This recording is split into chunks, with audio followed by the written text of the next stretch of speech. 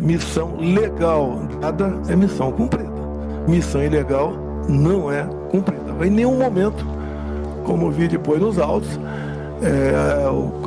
alguém me ameaçou de prisão se prosseguisse naquela missão. Até eu repito aqui, o meu tratamento, não só com a Polícia de Defesa, com todos os comandantes de força, era semelhante de companheiro de turma da academia.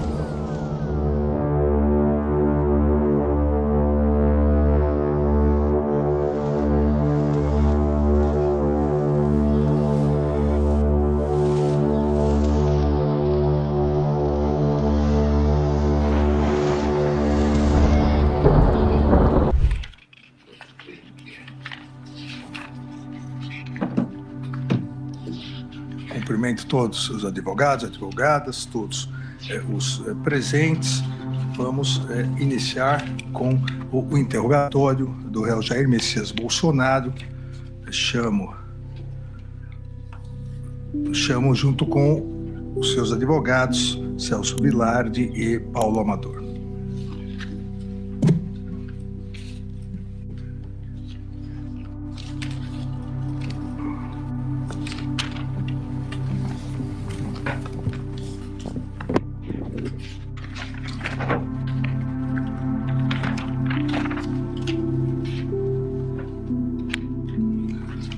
Cumprimento o réu, seus advogados. Recordo novamente, como fizemos mais detalhadamente no primeiro dia, que os réus têm direito ao silêncio e à não autoincriminação, ou seja, não há o compromisso de dizer a verdade. Indago ao réu se tem conhecimento das acusações que lhe são imputadas. Sim, senhor excelência. A primeira parte, sobre a pessoa, onde o senhor reside. Gostaria de não declinar, porque eu sou uma pessoa pública e a cidade. Posso passar reservadamente? Não, só a cidade. Brasília. A profissão.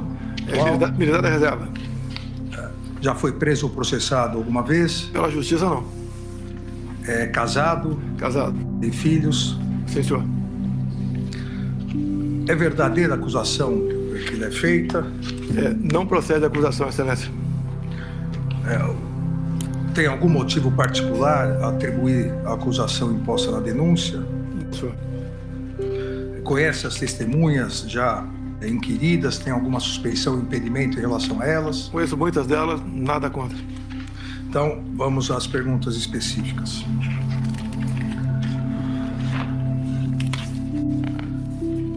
Eu inicio aqui indagando ao ex-presidente Jair Bolsonaro. Eu vou fazer de forma cronológica.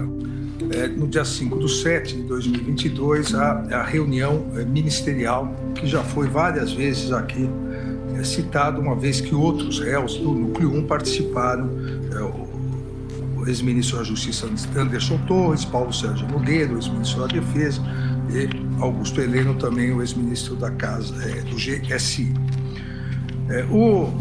O senhor, e essa é uma das imputações feitas pela Procuradoria-Geral da República, a narrativa, a construção da narrativa e reiteração da narrativa de deslegitimar a justiça eleitoral, as eleições e as urnas eletrônicas, acusando constantemente, de forma permanente, que havia fraude nas urnas eletrônicas. E nessa reunião do dia 5 de julho, nessa reunião ministerial, em vários, o senhor se refere assim. Então, eu vou citar alguns momentos. Que as eleições, as pesquisas estão exatamente certas, diz o senhor, de acordo com os números que estão dentro dos computadores do TSE, né? Ainda, entre aspas, está a notícia hoje na imprensa, o Fachin, à época presidente do Tribunal Superior Eleitoral, o Fachin assinou um acordo aí com outros países para vir fiscalizar a eleição. Olha, com todo o respeito a todos vocês aqui, vocês agora irem fiscalizar as eleições, a minha avó, o João das Couves, um marciano, não vai descobrir nada. É tudo perfumaria. É como aquela pessoa que se maquia muito bem para se parecer bonita, né? Mas se der uma chuvinha, vai tudo por terra. É o que está acontecendo no Brasil. Depois, também na sequência, o senhor se referindo diretamente ao ex-ministro Paulo Sérgio, diz, entre aspas, nós vamos esperar chegar 23, 24 para se fuder, depois perguntar por que eu não tomei providência lá atrás. E não é providência de força, não. Palavrão. Não é dar tiro. Ô, Paulo Sérgio, vou botar a tropa na rua, tocar fogo aí, metralhar. Não é isso, porra. Daí pra frente, quero todo ministro fale o que eu vou falar aqui e vou mostrar. Se tá achando que eu vou ter 70% dos votos e vou ganhar como ganhei em 2018 e vou provar, o cara tá no lugar errado. Aqui não tem ninguém com... E continua. Aí mais um trecho. Entre aspas. Por que os caras estão preparando tudo, pô?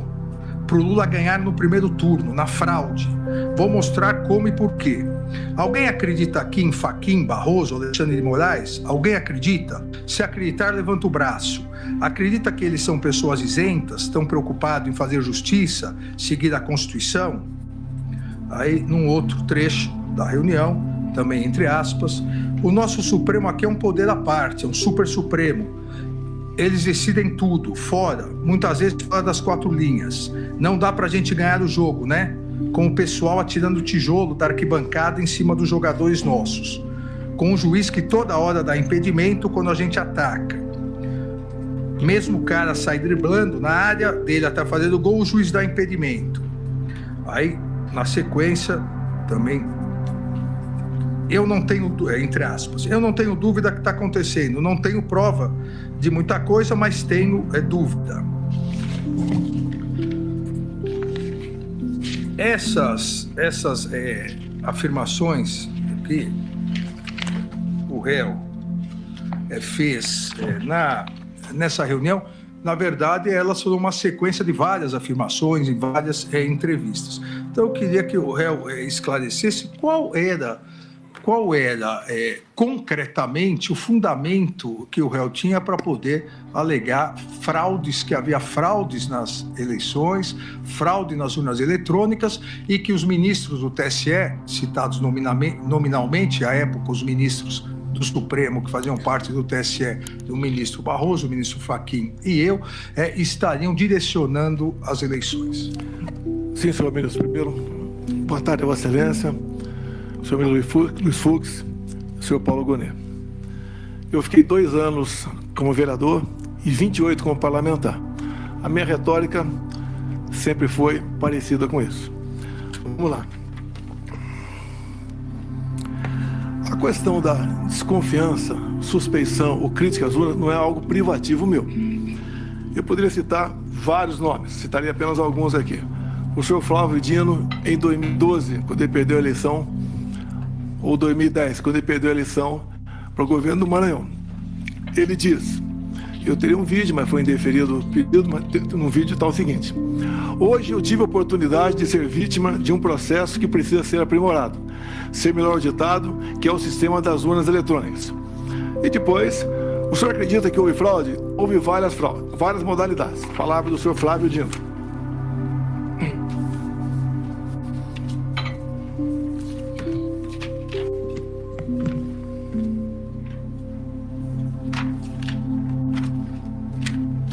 Depois também, curiosamente, uma outra inserção no horário eleitoral gratuito do senhor Carlos Lupe. Por que curiosamente? Foi ele que entrou com uma ação no TSE pela minha inelegibilidade, por crítica às urnas eletrônicas. Ele falava em fraude. Mas numa das inserções, aproximadamente 30 segundos, que até hoje está no Facebook dele, ele termina dizendo o seguinte: sem a impressão do voto, não há possibilidade de recontagem. Sem recontagem, a fraude impera. Repito a Vossa Excelência, até hoje isso está lá no Facebook do senhor Carlos Lupe. Eu batalhei muito na Câmara, desde 2012, pelo voto impresso. Consegui aprová-lo em 2015 para 2016. A senhora Dilma Rousseff vetou, a proposta voltou para o Congresso, só na Câmara nós derrubamos o veto, com votos do PT, inclusive. No Senado, algo parecido, também derrubamos o veto. Fiquei feliz que teríamos em 2018 o voto impresso. Eu não lembro se eu pedi audiência ou o ministro Fux me convidou. Eu fui conversar com ele sobre essa questão. E ele mostrou para mim que 5% das sessões eleitorais do Brasil teria o voto impresso. Por que 5%? Porque não tinha recurso para mais coisa. E com o tempo ia chegar a 100%. Fiquei muito feliz, agradecer ao ministro Fux, me tratou muito bem. Mas, infelizmente, logo depois, por 8-3, o Supremo Tribunal Federal declarou o voto impresso como sendo inconstitucional, porque a impressão do voto poderia ferir a segurança das eleições. Bem, então tivemos o voto normal em 2018. A minha campanha 2018, algo atípico, com todo respeito, nem eu esperava que me eleger presidente, tendo em vista quem eu era. Eu era um parlamentar que não era parlamentar de partido, eu não tinha apoios políticos, mas acabei, então, como desde 2014, após o segundo turno das eleições, eu me lancei pelo Brasil falando que ia disputar a eleição em 2018, acabei me elegendo, sem antes passar por uma facada, quase me levou a óbito. Me permite estender um pouquinho mais essa questão aqui. Pode ficar à vontade. Me elegi presidente, não tinha quem botar na presidência, poucos nomes tinha para botar na presidência, acabei montando o ministério e nós aqui, com pessoas competentes, sem o critério político partidário para botar pessoas lá, fizemos um ministério que é reconhecido por grande parte da população como um ministério excepcional. Fizemos muita coisa. Lei da Liberdade Econômica, o PIX, Água para o Nordeste, Bolsa Família, triplicamos seu valor, marcos, entre tantas outras coisas. A questão do armamento também, apesar de ser acusado de ser um armamentista visando a violência diminuiu quase 30% entre o governo anterior e o meu governo, tendo em vista a política de armamento. Bem, outra coisa importante também, onde comecei a criar inimizades cada vez maiores, desde o começo do meu mandato, foi na escolha de pessoas para compor aqui bancos oficiais estatais. Só falar de duas estatais só. Porto de Santos dava um prejuízo de 500 milhões por ano, entreguei com lucro de 500 milhões. Então esse 1 bi ia para algum lugar, para algum ralo, ganhei inimizades por aí. Uma outra, para ser mais rápido, Itaipu Binacional. Chegamos lá, botei o senhor Silvio Luna como presidente da estatal e ao longo de 4 anos nós reduzimos a tarifa em dólar de 45% e uma empresa que era conhecida apenas por gerar energia, o que ela fez a mais? Fez a segunda ponte com o Paraguai, uma ponte com 170 metros de vão. Começamos a fazer a segunda ponte Porto Mutinho, alongamos em 600 metros o aeroporto de Foz do Iguaçu. Mais ainda, atendemos com pequenas obras de infraestrutura mais de 50 municípios no entorno da bacia. Asfaltamos a Transboiadeira, 43 quilômetros. Fizemos o acesso aos aeroportos. Ou seja, sobra dinheiro para fazer muita coisa lá. E, obviamente, isso, no passado, a tarifa era cheia e nem obra era feita e era usado à vontade esse recurso. Por que à vontade? Porque é uma empresa que não é auditada pelo TCU por ser binacional. O que os conselhos decidem está decidido e ninguém toca mais no assunto. Então, quando a gente começa a tapar os ralos da corrupção, aparece uma enormidade de pessoas que vão contra a gente. Eu não cortei recursos para a imprensa por ser malvado. É que eu fui o único presidente, senhor ministro, o único que tinha um teto de gasto pela frente. Eu não podia gastar mais do que aquilo, diferentemente do que acontece agora, do que acontecia antes de mim. Ganhei também, então, uma antipatia enorme da imprensa contra a minha pessoa. E também a questão das pautas dos costumes, né? Eu sou católico, minha esposa é evangélica, e eu sempre preservei a família e a inocência de criança em sala de aula. Mais um foco de atenção contra a gente. E até do próprio Supremo Tribunal Federal, respeitosamente, eu tinha pelo menos uma ação por semana para me explicar em 24 ou 48 horas o porquê daquilo. Mas faz parte da regra. Vossa Excelência, senhor ministro Fux, aqui do Supremo, não me viram desrespeitar uma só ordem do senhor. Não me viram em nenhum momento eu agi contra a Constituição. Eu joguei dentro das 4 linhas o tempo todo. Muitas vezes me revoltava, falava palavrão, me revoltava, tá? Falava o que devia falar, sei disso, mas, no meu entender, fiz aquilo que tinha que ser feito. Quanto à providência na questão das eleições aqui, eu deixo claro a Vossa Excelência, as Forças Armadas não se miscuíram na política. E nem eu, como presidente, também fiz o mesmo. O senhor ministro Barroso, enquanto presidia o TSE, criou a Comissão de Transparência Eleitoral e colocou lá dentro, entre outras instituições, as Forças Armadas. O que eu falei para o ministro da Defesa? Já que colocaram a gente aqui, vamos fazer o melhor possível para nós auxiliarmos o TSE para que a eleição seja mais clara e transparente possível. No tocante àquela reunião de julho, onde alguns falam que reunião do golpe com 20 plaquinhas na frente das pessoas, mas 40 pessoas assistiam. Vossa Excelência falou ali que dos 70%. Coincidência, talvez, ministro? Eu complementei. Vão aparecer 49. Apenas uma coincidência. Não tinha prova de nada no tocante. Isso aí, um desafio meu com toda certeza. Dúvida sobre eleições. Aqui eu tenho um documento aqui da Associação Nacional dos Peritos Criminais Federais. Diz logo na entrada aqui: as fragilidades das urnas eletrônicas sem o voto impresso. E mais na frente, também, a Associação Nacional dos Peritos Criminais diz: fraude sistêmica facilitada, consenso científico, todo o sistema eletrônico / computacional possui vulnerabilidades. Então, basicamente, senhor ministro, a minha retórica me levava a falar dessa maneira. Essa reunião não era para ter sido gravada, algo reservado. Como em tudo quanto é local, se faz reunião reservada. Alguém gravou, no meu entender, de má fé. E ela tornou-se pública. Eu não estaria explicando essa questão aqui agora. Essa foi a minha retórica, que eu usei muito enquanto deputado e depois como presidente, também buscando aí o voto impresso como uma forma a mais de termos mais uma barreira, né, para evitar qualquer possibilidade de se alterar o resultado de umas eleições. Eu gostaria de complementar aqui, sempre lembrando ao ex-presidente Bolsonaro que a resposta é livre, responde se quiser em virtude da possibilidade de direito ao silêncio. A questão na reunião, além da imputação de fraude, de problemas às urnas, também há o incentivo, e essa é a imputação feita pela Procuradoria-Geral da República, o incentivo à deslegitimação da Justiça Eleitoral. E eu leio um outro trecho aqui, com 1h, 13 minutos e 59 segundos da reunião, onde o senhor disse, entre aspas: pessoal, perder uma eleição não tem problema nenhum. Nós não podemos perder a democracia numa eleição fraudada. Olha o Fachin, o cara não tem limite.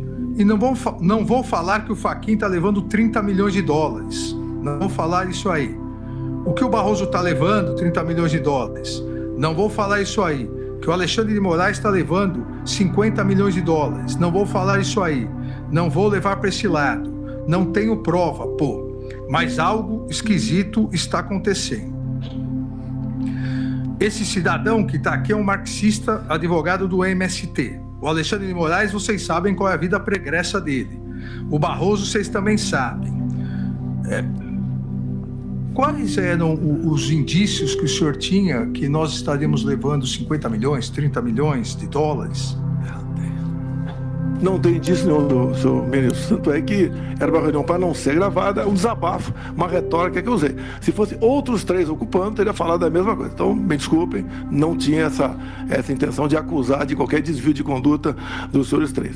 Se eu puder complementar. Por favor. Por ocasião das eleições, agora propriamente dito, logo um pouco avante isso aí. Acredito, senhor ministro, que foi um pouco disfuncional. Eu não pude, por exemplo, por decisão do TSE, fazer live do Alvorada.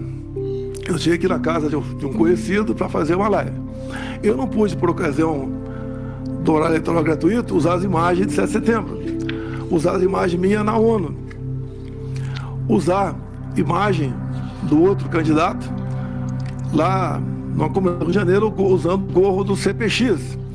Eu não podia usar imagens do enterro da rainha Elizabeth. Eu não podia, basicamente, fazer nada quase tudo proibido. Houve decisão também que eu não podia baixar o preço do combustível, como se eu fosse baixar na canetada, isso aí. Eu fui acusado de muita coisa, inclusive pedófilo durante esse período. Agora, o outro lado podia tudo, até me acusar de genocida. Então, tudo isso aconteceu. Quando eu não pude usar as imagens do Lula ali, defendendo o aborto, ou ao lado de ditadores, isso prejudicou a minha campanha. Eu queria mostrar também a imagem dele em 2009, defendendo lá o Irã enriquecer urânio acima de 30% para fins pacíficos, segundo ele. Eu fui tolhido. O maior prejuízo que eu tive, no meu entender, foi não poder usar imagens do 7 de setembro. Com todo respeito, acredito que isso tudo pesou contra a gente. E no mais, né? 3 resoluções do TSE, que tem que entrar para valer, tem que entrar em vigor de março para trás, do ano das eleições, valeram inclusive uma editada entre o primeiro e o segundo turno. As partes de direita, todas derrubadas constantemente em nome da desinformação. Então, dessa desfuncionalidade, no meu entender, prejudicou bastante a minha campanha.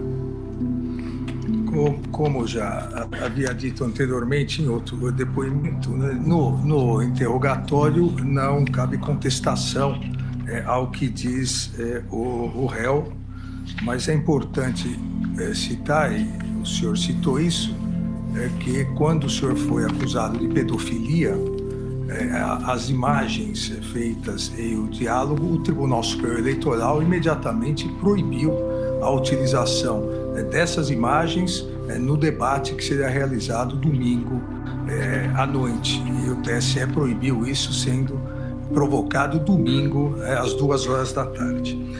Aqui vamos para um outro ponto, senhor presidente. A live do dia 29/7/2021 já foi assunto aqui no interrogatório de Anderson Gustavo Torres. Na live, da mesma forma, volta a questão de fraude às urnas, volta a questão da acusação ao TSE, e a partir disso, para eu não me tornar repetitivo, a partir disso surge uma questão, e eu acho que o senhor gostaria até de esclarecer, surge uma questão de um inquérito aberto por determinação da ministra Rosa para apurar fatos no TSE, e que o senhor sempre repetiu algo que não correspondia ao objeto do inquérito, como se aquele inquérito estivesse sendo escondido, porque aquilo mostraria fraude nas urnas eletrônicas. O inquérito, até pedido da defesa do senhor e da defesa do réu Walter Souza Braga Neto, já está inclusive nos autos. Então, se o senhor quiser esclarecer esse ponto que surge na live, e a partir da live continua durante todo o segundo semestre de 2021 e durante todo o período de 2022 até as eleições. Sim, senhor.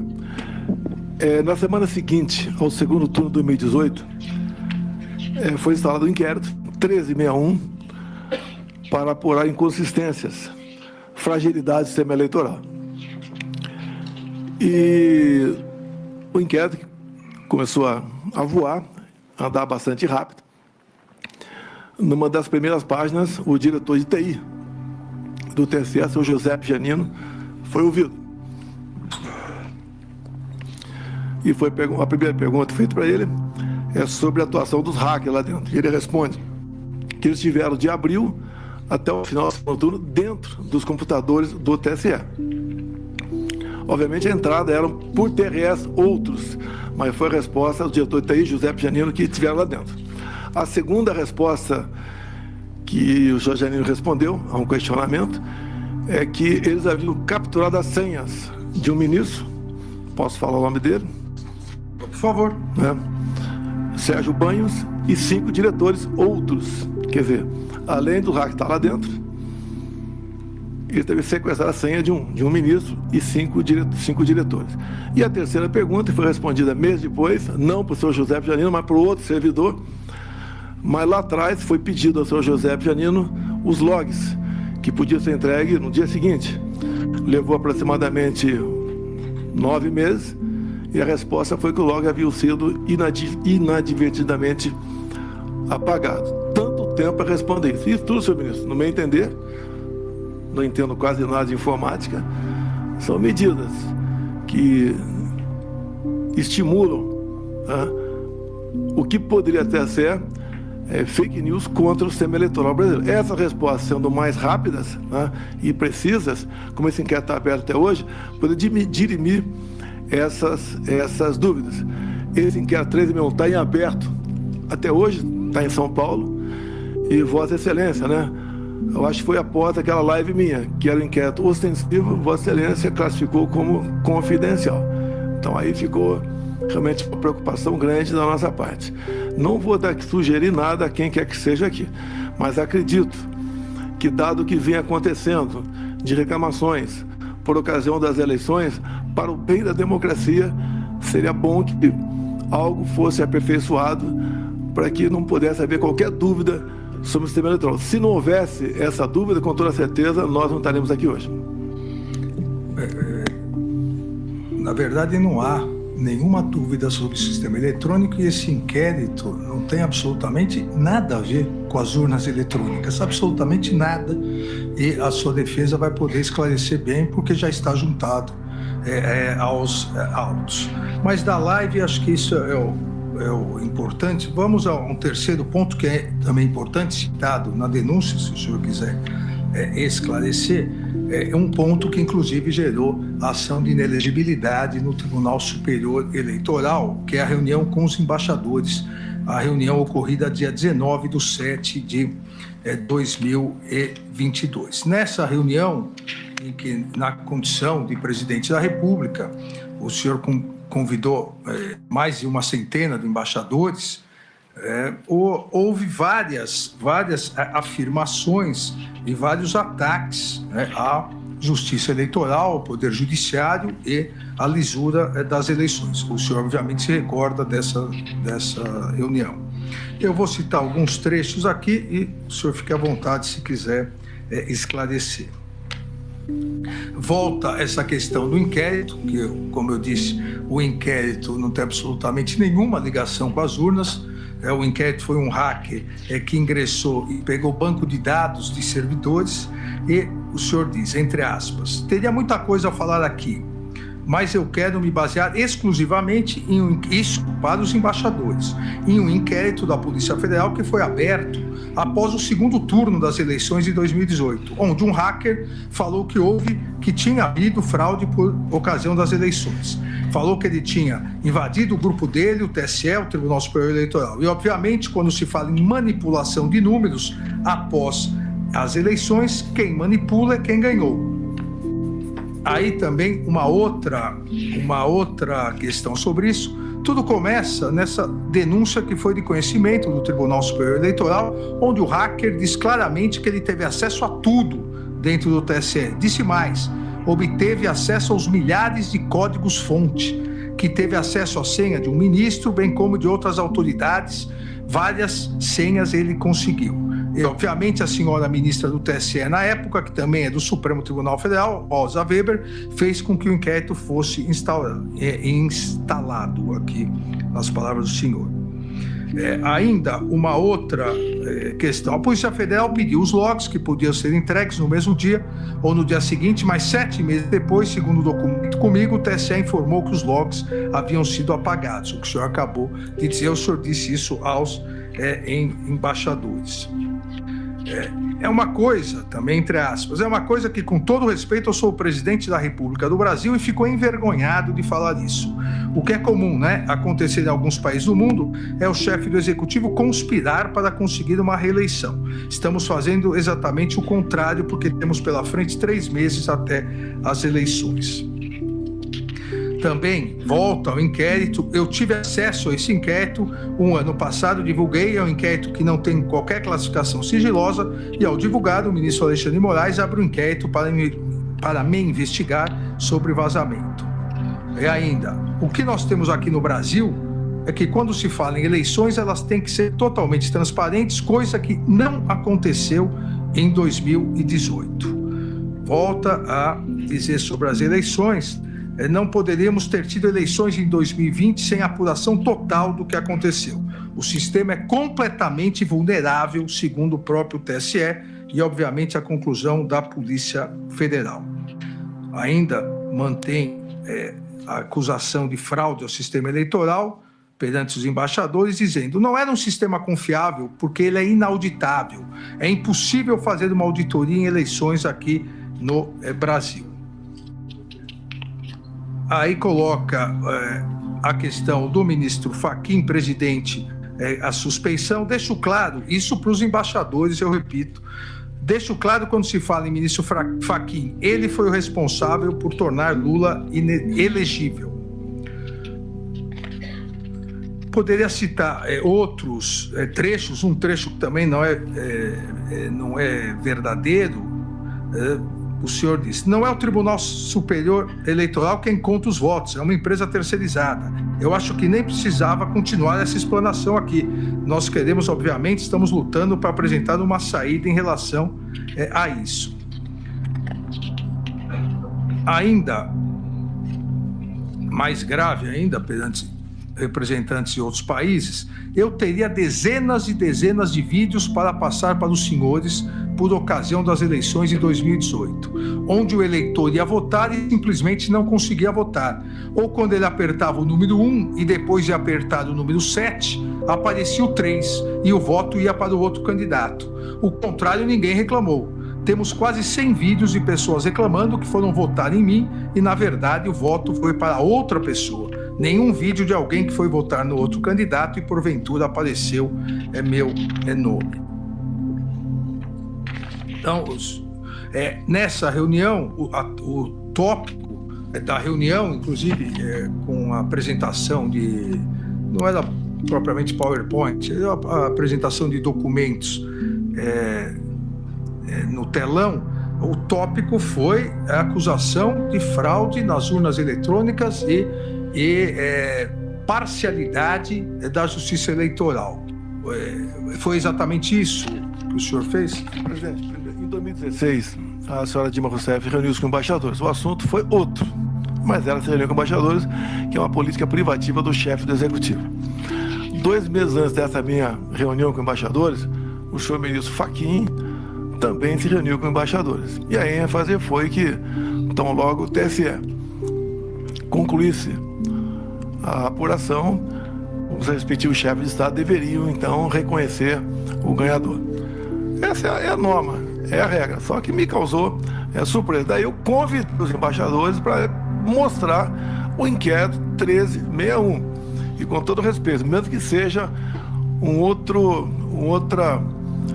foco, um inquérito, tá? Após a minha conversa com embaixadores, no dia seguinte, ser classificado como confidencial, a gente fica um pouco surpreso com isso. E, obviamente, não foi de agora, não foi enquanto o presidente Jair Bolsonaro. Desde 2012, no mínimo, eu sempre lutei pelo voto impresso. Nós estávamos na iminência de aprovar uma PEC dentro da Câmara dos Deputados que tratava do voto impresso. A autoria da deputada Bia Kicis, o relator, o deputado Felipe Barros. Quando, então, o senhor ministro Barroso foi lá para o parlamento, conversou com lideranças, no dia seguinte foram trocados os componentes da comissão especial, nós perdemos a votação na comissão, depois o presidente resolveu levar para o plenário, ganhamos, mas não com voto qualificado. Então essa questão do voto impresso é uma coisa minha desde há muito tempo, como foi do Flávio Dino, como foi de outras personalidades, a mais variada possível, a maioria de esquerda. Então, se eu exagerei na retórica, devo ter exagerado com toda certeza. Mas a minha intenção, o meu objetivo sempre foi mais uma camada de proteção por ocasião das eleições, de modo que evitasse qualquer conflito, né? Qualquer suspeição. Lembra ainda que em 2014, quando Aécio Neves perdeu para a senhora Dilma Rousseff, foi contratada pelo PSDB uma auditoria externa. E a conclusão da auditoria externa foi que as urnas são inauditáveis. Ou seja, senhor ministro, com todo respeito, nós temos muita coisa ao nosso lado mostrando que esse sistema que está aí carece de um aperfeiçoamento, como existe, por exemplo, no Paraguai. No Paraguai a eleição, no meu entender, ideal, o papel da urna, como passou a existir nas últimas eleições, até na Venezuela, que foi permitido lá notar que algo de anormal estava acontecendo. Nós não podemos esperar que aconteça isso no Brasil para tomar uma providência. Me permita aqui eu estou baseado, as minhas críticas, eu posso ter exagerado na forma, na entonação, mas na Associação Nacional dos Peritos Criminais Federais, não sou eu que, da minha cabeça, se bem que acredito, com todo respeito, pela imunidade parlamentar, pelo fato do parlamentar ele poder usar das palavras, voto à vontade, eu poderia lá atrás, como sempre falei isso aí, talvez esse vício eu tenha trazido para o Poder Executivo. E repito mais uma vez aqui, são dos peritos, né? Mais uma vez, fraude sistêmica facilitada.